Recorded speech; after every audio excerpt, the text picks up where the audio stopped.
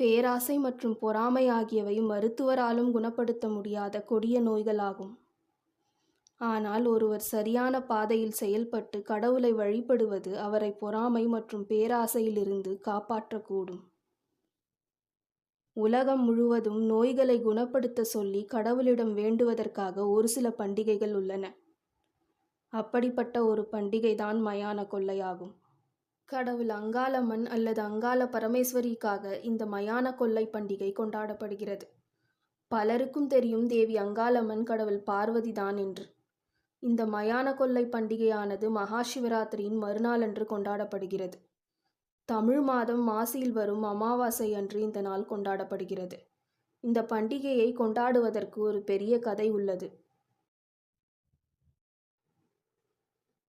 பல வரலாற்று கதைகளின்படி முன்காலத்தில் கடவுள் சிவனைப் போல் கடவுள் பிரம்மாவிற்கும் 5 தலைகள் இருந்ததாக சொல்லப்படுகிறது.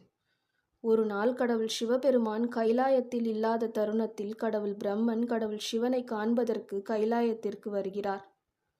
பலருக்கும் தெரியும் கைலாயம் என்பது கடவுள் சிவபெருமான் மற்றும் அவரது மனைவி கடவுள் பார்வதி வசிக்கும் இடம் என்று.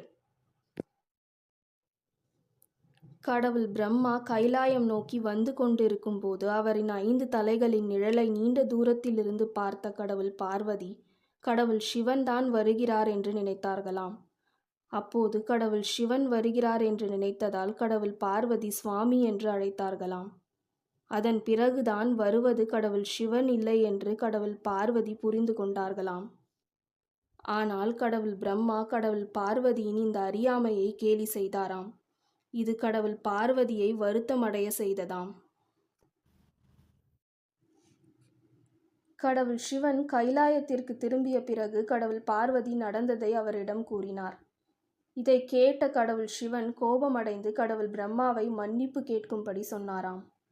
ஆனால் கடவுள் பிரம்மா மன்னிப்பு கேட்க ஒத்துக்கொள்ளவில்லை. அதனால் மேலும் கோபமுற்ற கடவுள் சிவபெருமான் கடவுள் பிரம்மாவின் 5வது தலையை கிள்ளி எறிந்தார். இந்த செய்தி கடவுள் சரஸ்வதி தேவிக்கு சென்றடைந்தது.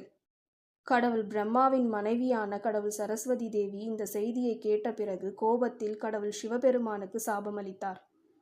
கடவுள் சரஸ்வதி கடவுள் சிவனை பூமியில் பிச்சைக்காரனாகும்படி சாபம் கொடுத்தார்.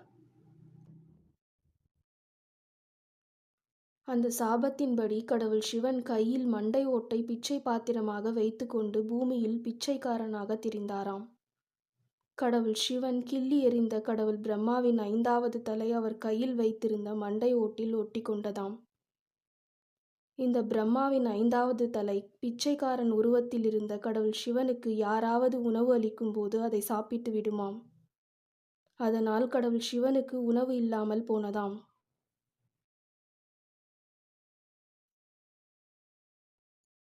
கடவுள் சிவனின் இந்த நிலையை அறிந்த கடவுள் பார்வதி தேவி மிகவும் வருத்தப்பட்டார். அதனால் கடவுள் பார்வதி தேவி தனது கணவரான கடவுள் சிவனை மீண்டும் பழைய உருவத்திற்கு மாற்றி கைலாயத்திற்கு அழைத்து வர நினைத்தார். அதற்காக ஒரு சாதாரண பெண்ணாக மாறி கடவுள் பார்வதி தேவி பூமிக்கு வந்தார். அங்கே கடவுள் சிவன் தங்கியிருந்த இடத்திற்கு அருகே கடவுள் பார்வதி தேவியும் தங்கினார்.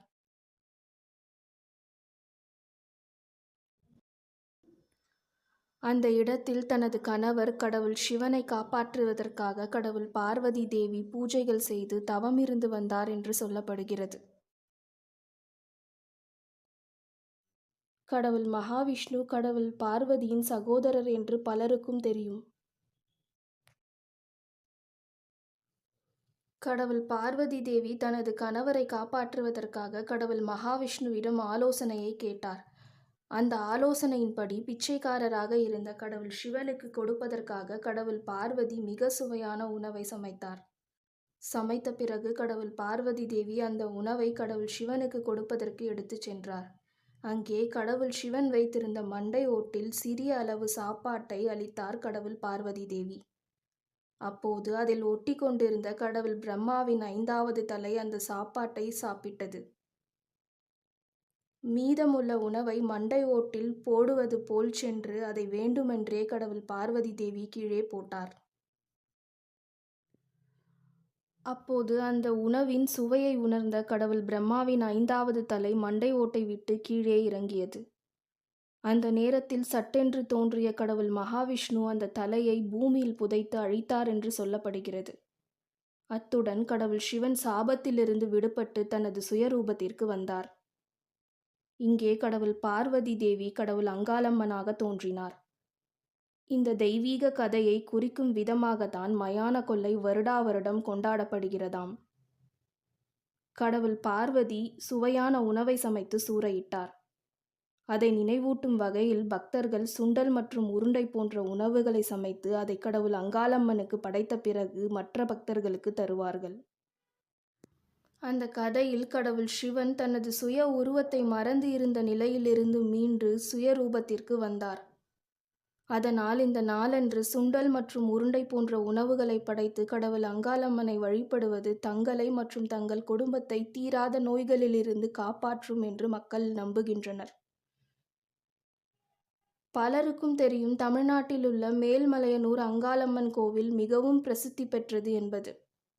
மேல்மலையனூர் அங்காளம்மன் கோவிலில் மற்றும் உலகில் உள்ள மற்ற அங்காளம்மன் கோவில்களில் மயான கொள்ளை மிகப்பெரிய விழாவாக கொண்டாடப்படுகிறது. இந்த நாளன்று பக்தர்கள் நோய்கள் குணமாக வேண்டும் என்று மட்டும் வேண்டுவதில்லையாம், தங்களின் மற்ற பிரச்சனைகளும் சரியாக வேண்டும் என்றும் வேண்டுகிறார்களாம். கடவுள் அம்மனின் அருள் பெற்ற சிலர் இந்த நாளன்று கடவுள் அம்மனை போல் வேடமிடுவார்கள். ஒருவரிடம் நியாயமிருந்து அவரின் பிரச்சனை சரியாக வேண்டும் என்று இந்த நாளில் கடவுள் அங்காளம்மனை வேண்டினால் அது சரியாகும் என்று நம்பப்படுகிறது. சில கதைகளின்படி உலகின் சில பகுதிகளில் கடவுளை வழிபட்ட பிறகு அதிசயங்கள் நிகழ்ந்து பலர் அவர்களின் வியாதிகளிலிருந்து குணமடைந்தனர் என்று சொல்லப்படுகிறது. வாழ்க்கையில் ஒரு நாளாவது கடவுளிடம் உங்களின் நோய்களை தீர்க்க சொல்லி வேண்டுவது உத்தமம்தானே?